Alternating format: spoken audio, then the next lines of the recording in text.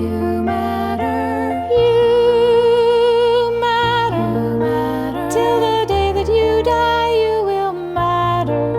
And I hope you can see that you're worth being free, 'cause you matter. My name is Charissa Schalk, and today I want to talk about vulnerability or weakness, which is a synonym for vulnerability.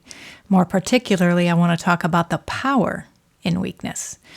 Most of us despise weakness, and for good reason. It is rarely safe to be weak. When we aren't criticizing someone else for their weakness, we're being hard on ourselves for our own.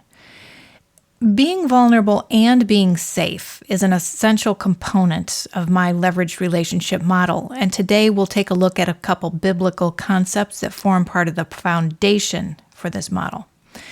First, let's look at Jesus' death and resurrection.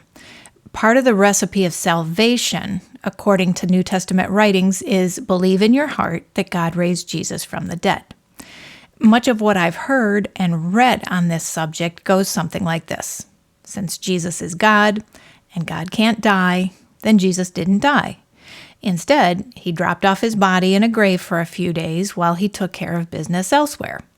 When that business was completed, he picked up his body, perhaps in a glorified state, and went on his merry way. But hold everything. The Bible very clearly states that Jesus died. Now, why does it matter? What difference does it really make? It makes every difference to us. Jesus lives again by the power of God. We may say we believe God raised Jesus from the dead, but most of us are convinced either that Jesus didn't actually die or that he had something to do with his own resurrection. But did Jesus try to become alive again? Did Jesus believe himself back to life? Did he pray or praise himself back to life? Did he do any of the things every well-meaning sermon tells us to do? Of course not. He was dead, and dead people are famous for doing nothing. But what did he do? We want to know him in the power of his resurrection, and we really want to know what Jesus did to get raised from the dead. Hello? He was dead. He didn't do anything. Now, there were a couple things he did while he was alive. He trusted himself to the only righteous judge, and he submitted to death. He willingly died. Jesus trusted himself to God. Jesus died.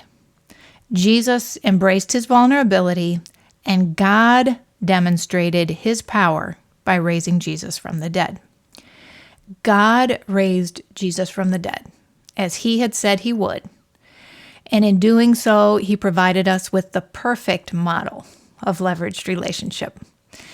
Now, my second example is the Apostle Paul, who boasted of his weakness or his vulnerability. He didn't brag about what he did better than everyone else, but about his enemies and his troubles. I used to think that it was Paul's weakness that allowed the power of God to flow through him, because we know God's power did flow through him in amazing ways. But we all have weaknesses, and God's power is not flowing through all of them. God's grace, his free gift of power, flows to the humble, while his opposition flows through to the proud. Does weakness or vulnerability constitute humility? Is a weak person necessarily humble? Or on the flip side, is a powerful person necessarily proud?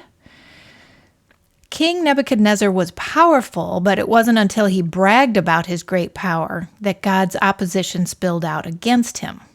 He congratulated himself on the great city that he had built, and whoosh, that was the end of that. He had failed to acknowledge that his power came from God, and God showed him otherwise. Weakness or vulnerability doesn't by itself open the door for God's power. God doesn't give grace to the weak particularly. He gives it to the humble. The Apostle Paul talked about himself constantly.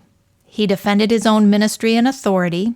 He was well educated. He reproved powerful people without hesitation. And he clearly believed he was right pretty much all the time. And since God gave Paul immeasurable grace, Paul must have been humble too. We're all weak.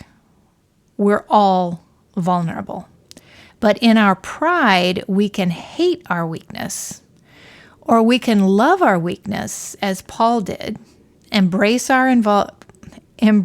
our vulnerability, and enjoy the ride as the power of God carries us to our destiny.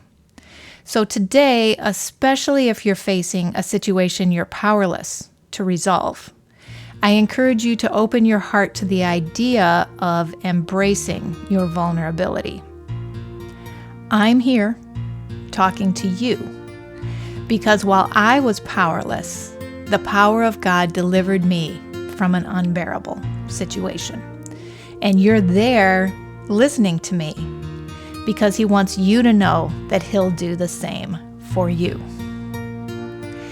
Until we meet again, take good care of yourself. You are worth it.